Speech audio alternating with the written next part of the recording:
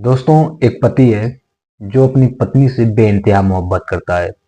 फिर बाद में उस मोहब्बत पे किसी की नजर लग जाती है और फिर वह पति गुस्से में आकर बकरे और मुर्गे जैसा उसे बोटी बोटी काट देता है, हड्डियों को अलग करता है और 3 दिन तक प्रेशर कुकर में रखकर पकाता है।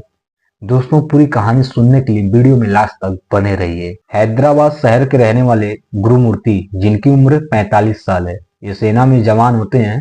उम्र हो जाती है तो ये रिटायर हो जाते हैं।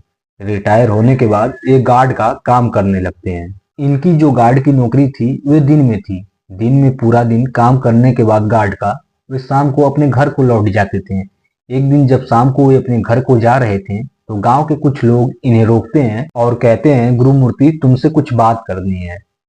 तो गुरुमूर्ति कहते हैं, हाँ बोलो, क्या बात करनी है। तो एक व्यक्ति उनमें से बोलता है, क्या तुम अपने पत्नी के बारे में कुछ जानते हो? तो गुरुमूर्ति कहते हैं, मुझे अपनी पत्नी के बारे में क्या जानना है। हम 45 साल से साथ हैं और हमारी पत्नी ने ऐसा क्या गुनाह कर दिया कि हम उसके बारे में जाने, उसके बारे में जासूसी करें। तो वे आदमी कहता है, तुम्हारी पत्नी का किसी से अफेयर चल रहा है। तुम जब सुबह काम पर लौट जाते हो तो तुम्हारी पत्नी तुम्हारे पीठ पीछे अपने आशिक को घर में बुलाकर मौज मस्ती करती है। हम लोगों ने कई बार नोटिस किया है। जैसे ही गुरुमूर्ति ये बात सुनते हैं, उनको अपने कानों पे विश्वास ही नहीं होता है। वे उस आदमी से कहते हैं, तुम फिर से बोलो। वे आदमी उस शब्द को फिर से दोहराता है। गुरुमूर्ति गुस्से से लाल हो जाते हैं, उस आदमी को बुरा भला कहते हैं और सीधा अपने घर को जाते हैं। घर पर पहुंचने के बाद ये अपने पत्नी वेंकट माधवी से पूछने लगते हैं। कहते हैं, माधवी, मैंने तुम्हारे बारे में कुछ सुना है। अगर सच है तो सच सच बता दो मुझे। अगर नहीं बताओगी तो बहुत बुरा होगा। गुरुमूर्ति की पत्नी वेंकट माधवी कहती है, क्या पूछना चाहते हो? तो गुरुमूर्ति उससे पूछते हैं कि क्या तुम्हारा किसी से नाजायज संबंध है? मैंने सुना है तुम मेरे पीठ पीछे किसी से हर रोज मिलती हो, घर में बुलाकर। तो माधवी कहती है, हे राम, आप ये कैसी बहकी बहकी बातें कर रहे हैं? हम इस उम्र में इतना घिनौना और गंदा काम कर सकते हैं क्या? आपको लगता है आपका किसने कान भर दिया? गुरुमूर्ति कुछ बोलते नहीं है, वहां से चुपचाप हटकर अपने कमरे में चले जाते हैं और फिर अपनी पत्नी को बुलाते हैं और कहते हैं, मुझे खाना दो। खाना खाने के बाद थोड़ा आराम करने के बाद जब पत्नी उनकी उनके पास सोने जाती है तो गुरुमूर्ति उसे दूर भगाने लगते हैं। उनकी पत्नी को गुस्सा आता है तो वे बुरा भला कहने लगती है अपने पति को। अब ये बात गुरुमूर्ति को अंदर अंदर खाए जा रहा था कि उनकी पत्नी का किसी से नाजायज संबंध है। अब वे हर रोज अपनी पत्नी से एक ही सवाल करने लगते हैं और उससे लड़ाई झगड़ा करने लगते हैं। इस सब से दोनों के बीच में बहुत ज्यादा मनमुटाव हो जाता है।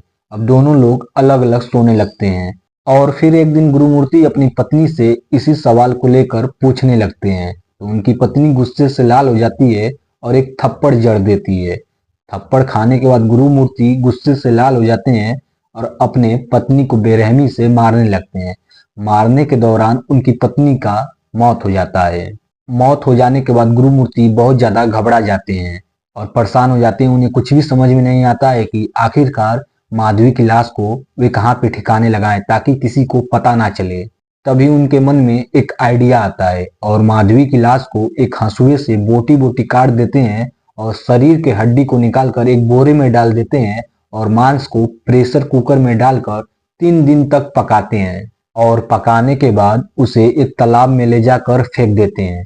इधर माधवी की माँ और माधवी के पिताजी उसके फोन पे फोन किए जा रहे थे क्योंकि काफी दिन हो गया था बेटी से बात किए हुए।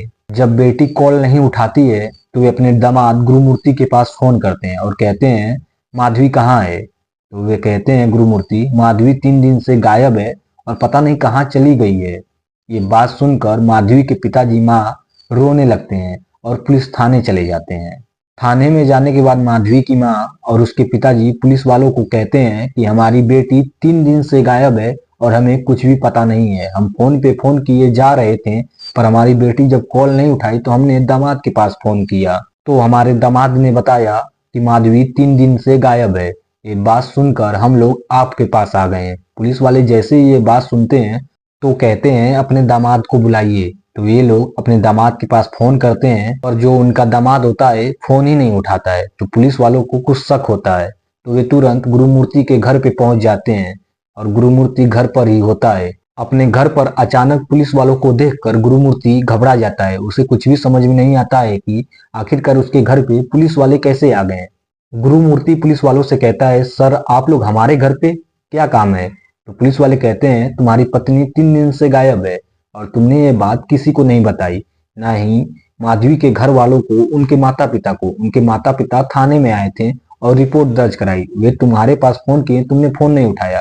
वो कहता है, मेरा फोन तो साइलेंट पे था, इसलिए नहीं उठा पाया, और मैंने नहीं सोचा था वे लोग थाने में जाएंगे। मैं तो खोज रहा था अपनी पत्नी को, कहाँ गई है। बातें करने के दौरान पुलिस वाले उससे कुछ सवाल जवाब पूछते हैं। इसी सवाल जवाब में वह हिचकिचाने लगता है, घबराने लगता है। पुलिस वालों को उस पर शक होने लगता है, तो उसे जेल में लाते हैं और सख्ती से पूछताछ करते हैं। तब जाकर वे अपना गुनाह कबूल कर लेता है। गुनाह कबूल करने के बाद पुलिस वाले उसे जेल में डाल देते हैं। दोस्तों, अब देखते हैं कोर्ट उसे क्या सजा देती है। दोस्तों, आज की सच्ची कहानी में बस इतना ही। अगर आप लोगों को कहानी पसंद आई तो प्लीज हमारे चैनल को सब्सक्राइब करिए। मेरा कहानी सुनाने का उद्देश्य किसी को आहट पहुंचाना नहीं है, बल्कि समाज में जागरूकता फैलाना है। तो मिलते हैं किसी और कहानी में, तब तक के लिए जय हिंद।